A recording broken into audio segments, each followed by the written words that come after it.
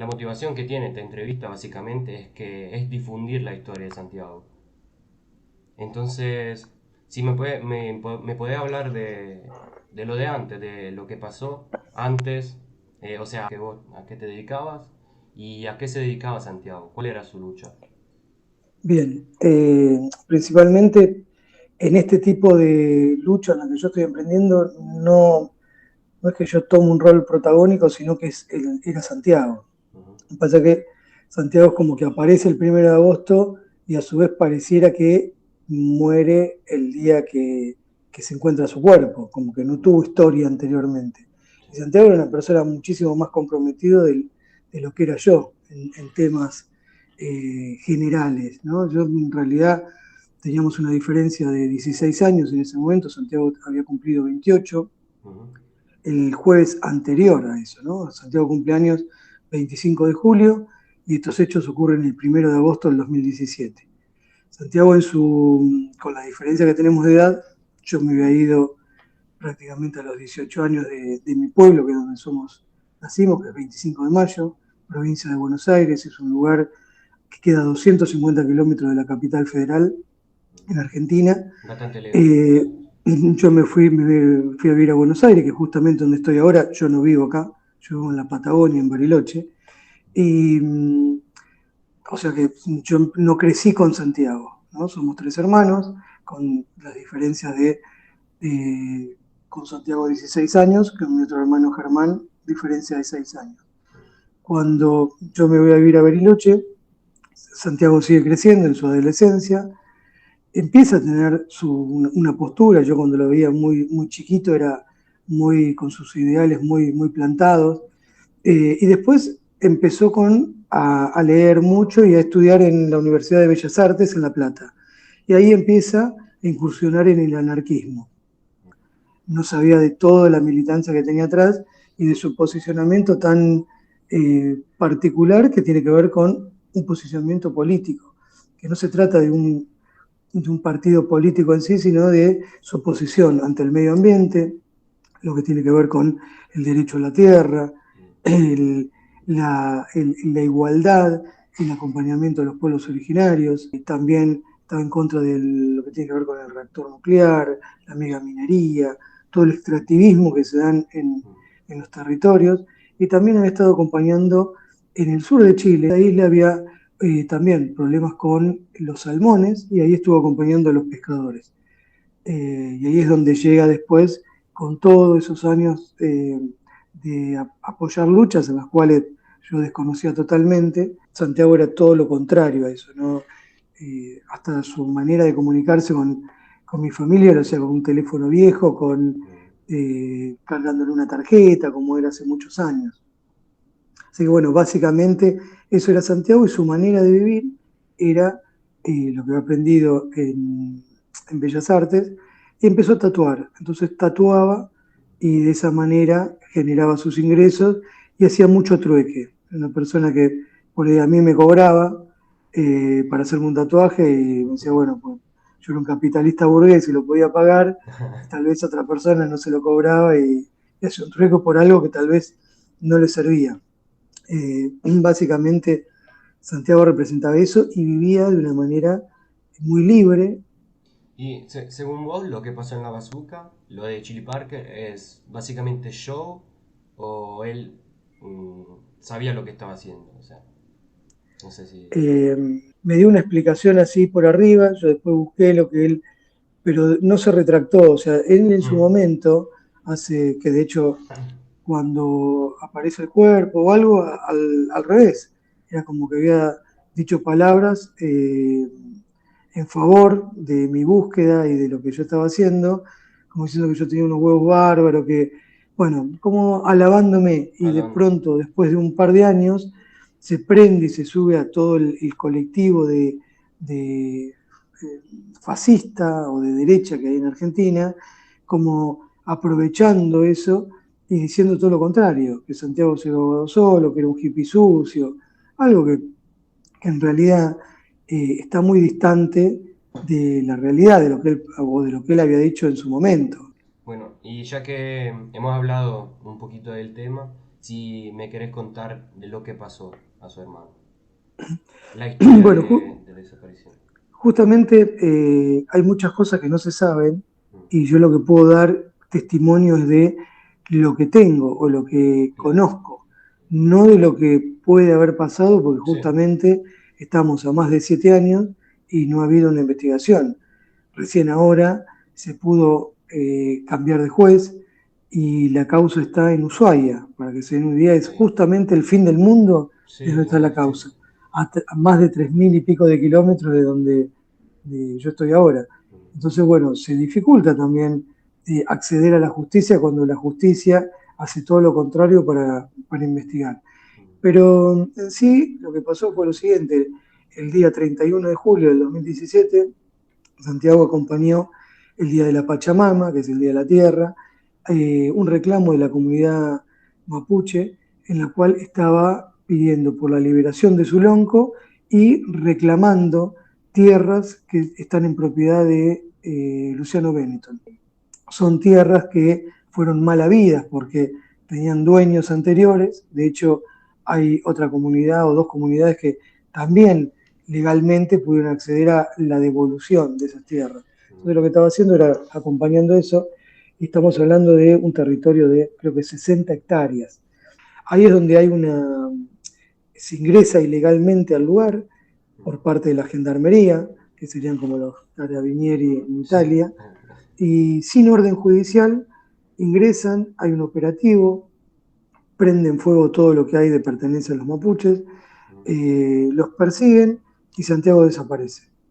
Y ahí es donde el Estado argentino niega de que Santiago haya estado en el lugar. Después de muchos días conseguimos un video, que era un video filmado por ellos, se pudo dar cuenta de que Santiago estaba en el lugar, y hasta, no que hasta estaba en otro negaron. lado. Negaron que estuvo ahí. Claro, entonces Mm, con esa negación tuvimos que salir a buscar pruebas, mm, no el Estado, sino nosotros, como familiares, encontramos ese video. De ahí en más, pues estamos hablando que esto fue en el medio de la ruta 40, que estaban cortada la ruta, o sea que no había alguien particular que podía filmar o algún periodista. ¿Cuáles son unos consejos para sensibilizar sobre el tema, según vos? Primero es empezar a ver de diferentes medios, o sea, no que se queden con lo que yo digo, sino empezar a hacer un análisis de la situación y de lo que pasó. O sea, si lo que pasó fue que Santiago fue a un lugar a acompañar un reclamo de gente que está en inferiores condiciones y entran 140 gendarmes disparando, haciendo todo un operativo ilegal y de esa manera empieza toda una maquinaria por parte del Estado, por parte del sector político, de grandes medios, porque en realidad acá lo que se estaba poniendo en juego era venta de armas, porque a raíz de eso después viene toda una importación y un negocio de armas porque la gendarmería no estaba equipada como correspondía, viene todo lo que tiene que ver con leyes en favor de la propiedad privada, entonces cualquiera puede extraer minerales, llevárselo y no tributar nada en Argentina. Eh, Se empieza a generar y con eso se alecciona.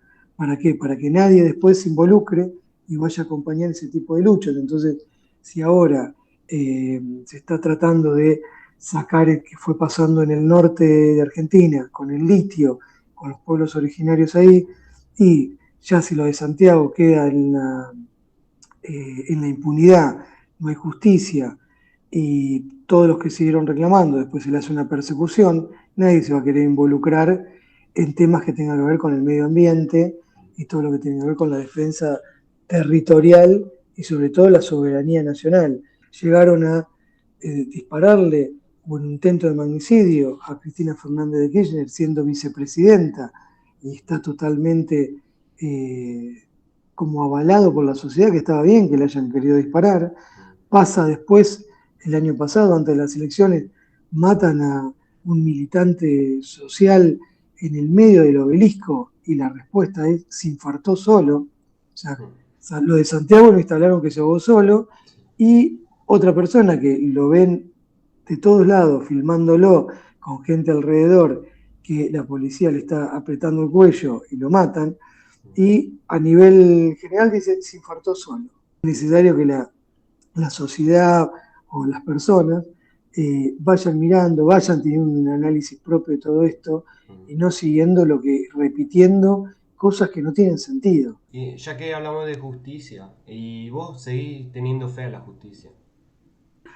En esto de tener fe en la justicia, la verdad que no, porque es muy sucia, pero sí esto de insistir y estar todo el tiempo y no cederle nada y estar luchando contra esa mafia judicial hace que tarde o temprano se avance un casillero, se retroceden 10, pero bueno, es preferible eso al abandonarlo y que se cierre todo y quede en la impunidad.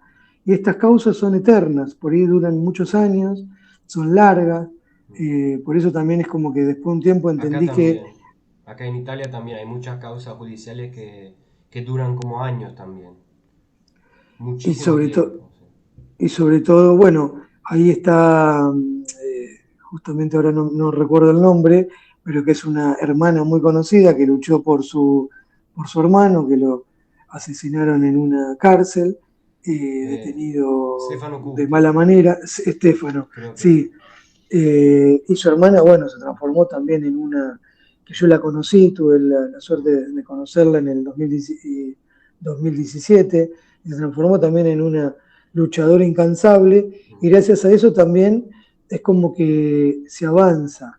Tenemos que estar los familiares, a pesar de que Sí. a veces no es grato, porque no son lugares en los cuales uno no está preparado. Esto de ir a la batalla con la cual estamos hablando, no es que yo me preparé o me formé o fue lo que yo quise hacer, sino que uno termina en esas situaciones en el afán de difundir y tratar de abarcar un poco más para que se les haga más difícil de generar esa impunidad. Entonces, o sea, tu mensaje es seguir luchando. Siempre y sobre todo por la historia que tenemos de 30.000 desaparecidos en Argentina. Italia fue un lugar en el cual muchos alojó a muchas personas que se tuvieron que exiliar, y de hecho hay una comunidad grande. O sea que está la historia viviente, digamos, no es que fue una mentira, que fue un blef, y todo eso fue también el seguir con esa continuidad fue gracias a las madres y las abuelas de Plaza de Mayo. Entonces, más de 40 años luchando, y muchas no pudieron encontrar a sus hijos, y nosotros pudimos encontrar a Santiago. Me parece que como mínima tenemos que seguir ese legado de las madres de seguir batallando en esto. ¿Cómo se vive con un peso tan grande? O sea, ¿dónde encontrar la fuerza para seguir adelante? Es difícil, hay a veces bajones y todo, pero el sostén más grande y el ejemplo creo que está dado en las madres. Eso es como seguir ese camino, pero también tiene que ver justamente con lo que vos estás haciendo en este momento. O sea, que te estás interiorizando, que te estás involucrando, que estás dándome un espacio en el cual yo puedo contar. Entonces, todo eso también está bueno, porque decir, che, yo no estoy solo. Entonces, hay un montón de gente a la cual le importa la historia de Santiago, le importa que se llegue a la verdad, que se llegue a la justicia, y de esa manera eso también es muy, es importante, porque más allá de todo, si no fuera por gente que escribió canciones, que pintó paredes, que trajo a Santiago y está instalado en un montón de medios me refiero a, podés estar hablando de música y está Santiago, puedes hablar de, no sé, de una bicicleta y tiene una relación con Santiago. Entonces, todas esas personas que también se involucran, también se merecen una respuesta, y en realidad se hace mucho más fácil con todo ese acompañamiento.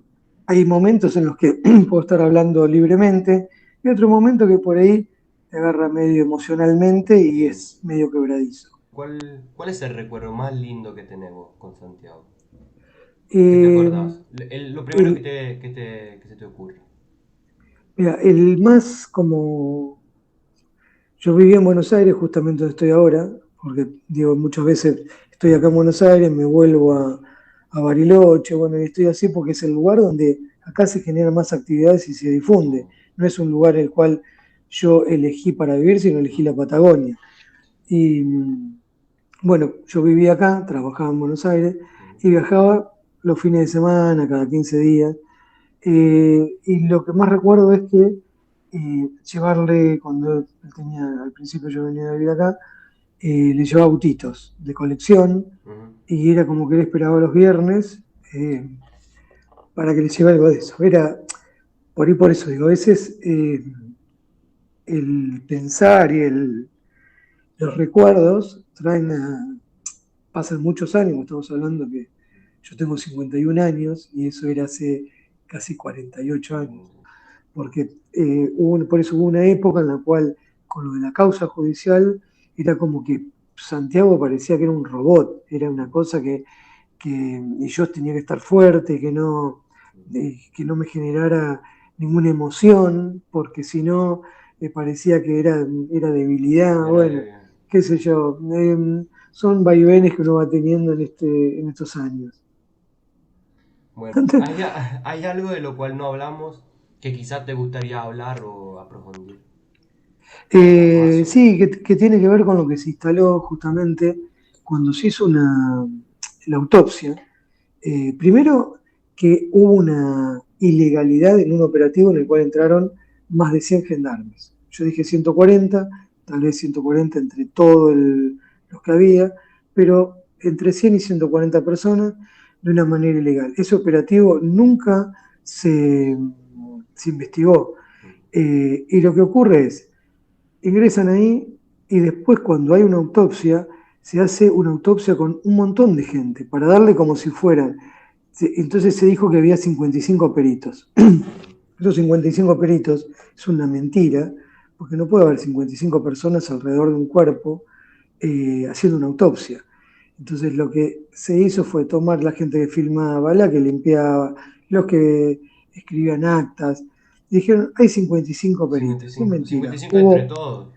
Claro, hubo dos personas nada más que estuvieron alrededor del cuerpo y el resto, que eran 24, lo siguieron a través de un monitor. Esos sí eran los peritos, pero no fueron peritos de parte nuestra. Nosotros pusimos una sola persona, que es antropólogo, y lo que estaba haciendo era buscarlo a Santiago, no era un médico forense.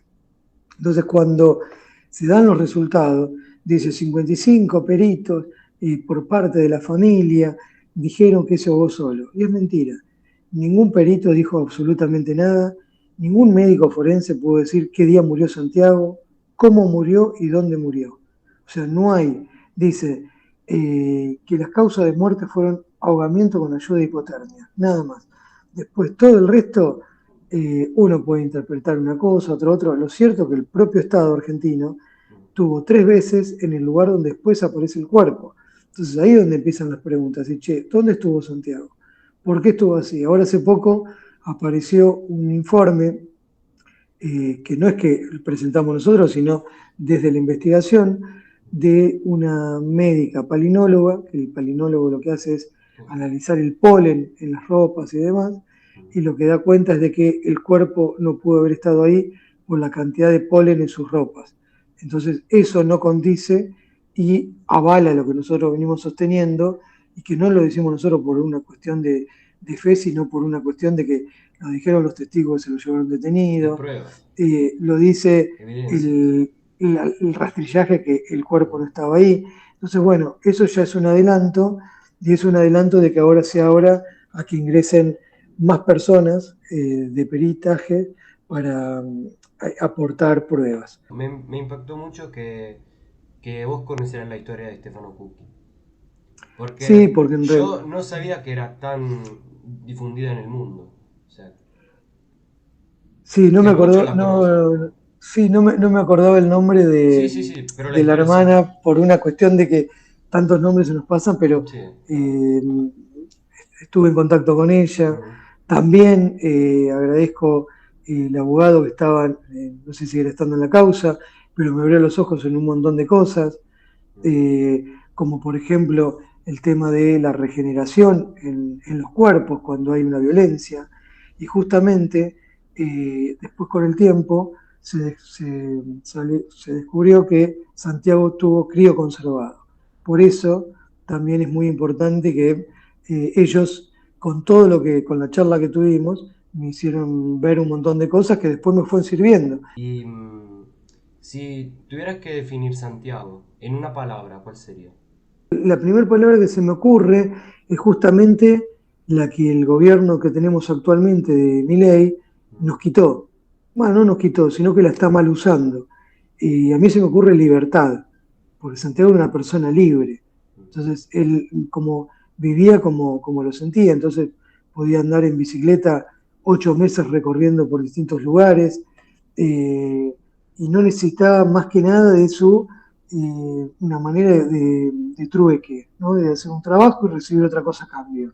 Entonces, eso era un ser libre, o sea, Sí. y justo lo pensé porque digo, se me ocurre libertad y por otro lado el mensaje de este gobierno que es fascista, que actualmente te dice la libertad avanza. Y la libertad justamente no está avanzando. Bueno, muchas gracias, Sergio, la verdad. Muchas Muchas gracias gracias a vos por haber y sido tan disponible para esta entrevista, para esta charla más que nada, y por haberme dado la oportunidad de conocer mejor tu historia y la historia de tu hermano, obviamente. bueno, muchas Un gracias y placer. perdón que a veces soy muy largo para contar las cosas, No, está siendo bien, que está este tipo de mejor todavía. entrevistas tiene que ser más cortas. Ah, Te agradezco mucho y bueno, y siempre el agradecimiento a mucha gente de ahí que siempre se solidariza, mm, manda mensajes y también las veces que he estado, que la última fue el año pasado, fue siempre muy cálida conmigo y mm. el mejor recuerdo de todas las personas de ahí. Muchísimas Abrazo gracias. grande, que estén Un bien. abrazo a vos. Muchas gracias. Verdad y justicia por Santiago.